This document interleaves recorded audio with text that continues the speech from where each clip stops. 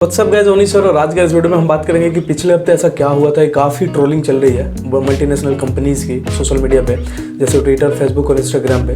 और काफ़ी सारे यूजर्स अपने अपने बातों को वहाँ रख रहे हैं और काफ़ी सारे यूजर्स ऐसे भी हैं जिनका 1 साल होने को है, सिलेक्शन में लाए हुए, ऑफर लेटर आए हुए, लेकिन अभी तक उनकी ज्वाइनिंग नहीं हुई, ऑनबोर्डिंग नहीं हो रही है। तो काफ़ी यूजर्स ने अपने अपने हाल बयां किया है ट्विटर पे, और काफ़ी सारे रीट्वीट्स भी हुए थे इसको पिछले हफ्ते।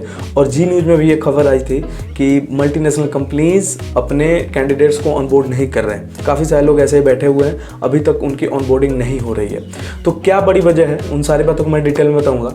और फिर भी एक बात और यहाँ पर मैं कहना चाहूँगा कि एक तरफ तो उनकी ऑनबोर्डिंग नहीं हो रही है, दूसरी तरफ फिर से उनकी ओपनिंग्स निकल चुकी है। तो जितनी मल्टीनेशनल कंपनीज के कैंडिडेट्स अभी पेंडिंग है 2022 बैच के, रिक्रूटमेंट प्रोसेस जो है फिर से शुरू हो गई है। तो क्या ऐसी वजह है कि इनकी अभी पोस्टपोन है जबकि नई रिक्रूटमेंट जो है शुरू हो रही है? तो इन सारी बातों को मैं डिटेल में बताऊंगा।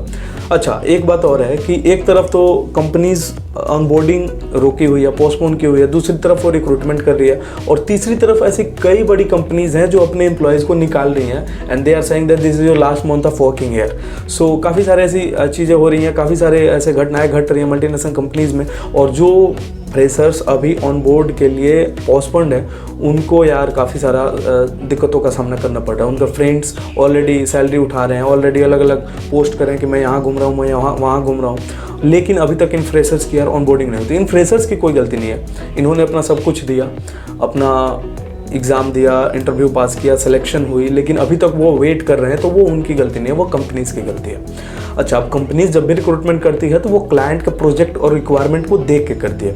तो जब ये ऑनबोर्डिंग हुई, जब ये रिक्रूटमेंट चला, कैंडिडेट सेलेक्ट हुए, तो उन कैंडिडेट्स की ऑनबोर्डिंग नहीं हो रही है।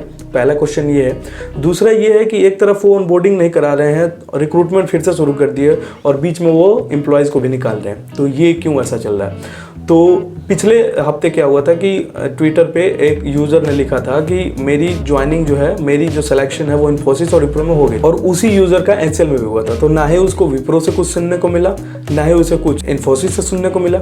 एचसीएल थोड़ा बहुत उसे कम्युनिकेशन कर रही है, तो वो उसने अपना लिखा था। फिर उसके नीचे यार काफ़ी सारे कमेंट्स आने लगे, मेरे साथ भी ऐसा है, मेरे साथ भी ऐसा हुआ है। तो जी न्यूज़ ने ये खबर छापी थी अपने वेबसाइट पर, और वहाँ से मैं पढ़ा, तो मैं सोचा आप सभी को बता दूँ कि ये चीज़ सबके साथ हो रही है, इसमें ऐसे घबराने वाली बात नहीं है। अगर आप भी यार साल भर या 6 महीने से अगर इंतजार कर रहे हो, तो मेरा सजेशन यही रहेगा कि आप अपने स्किल्स को मेंटेन करिए। इन बीच में क्या होता है कि फ्रेशर जो होते हैं वो पढ़ना छोड़ देते हैं, तो ये काफ़ी गलत चीज़ है।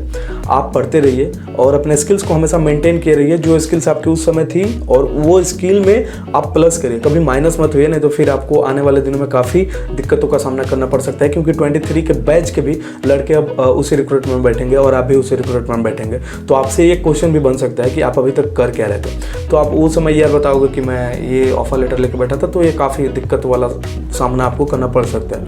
अपने स्किल्स को हमेशा प्लस करते रहिए डे बाय डे, और अब दूसरी जगह भी आप अप्लाई करना शुरू कर दीजिए। आप एक कंपनीज में स्टिक करके मत बैठिए। आप अगर डेली न्यूज़ पढ़ते हो तो आपको पता है कि कनाडा में काफ़ी सारे एम्प्लॉयज़ को निकाला गया क्योंकि वहाँ रिसेशन आ चुका है। यूएसए में रिसेशन आ चुका है, उतना बड़ा कंट्री जहाँ पे इकोनॉमी इतनी हाई रहती है, वहाँ पे आईटी कंपनीज़ का रिसेशन आ चुका है। तो वो हो सकता है कि आने वाले दिनों में वो रिसेशन इंडिया को भी हिट करेगा ही करेगा, क्योंकि उतने बड़ी कंट्रीज़ को जब वो हिट कर रहा है तो यहाँ पे भी हिट करेगा।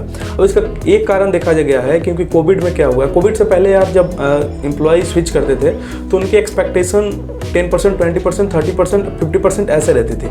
लेकिन अब जो वो स्विच करने का क्राइटेरिया रखे हैं 200%, 300% ऐसे वो रख रहे हैं। तो इससे आईटी कंपनीज़ की जो कॉस्ट है वो बढ़ रही है। बजट ज्यों कि त्यों है, बजट में ज़्यादा इजाफा नहीं हो रहा, जबकि कॉस्ट बढ़ रही है। तो हो सकता है कि वो रिसेशन यहाँ पे भी हिट करे।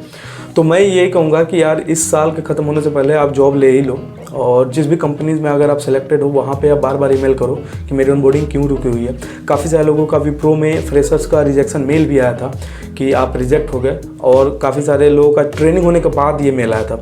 तो ये काफ़ी मतलब सोचने वाली बात है। एचसीएल ने अभी 350 एम्प्लॉयज़ को बाहर किया, इसके अलावा काफ़ी सारे लोगों की पोस्टपोन हुई है। तो ये काफ़ी कुछ चल रहा है। आप इस बीच में आप अपने एचआर से हमेशा कॉन्टैक्ट करिए कि मेरी ऑनबोर्डिंग जल्दी कराइए, और ऐसा करने से हो सकता है कि आपका ऑनबोर्डिंग जल्दी हो जाए। आप दूसरे कंपनीज़ में भी अप्लाई करिए, कहीं ना कहीं आप जॉब हमेशा लेने का ट्राई करिए, अपने स्किल्स को बढ़ाइए। मिलते हैं नेक्स्ट वीडियो में।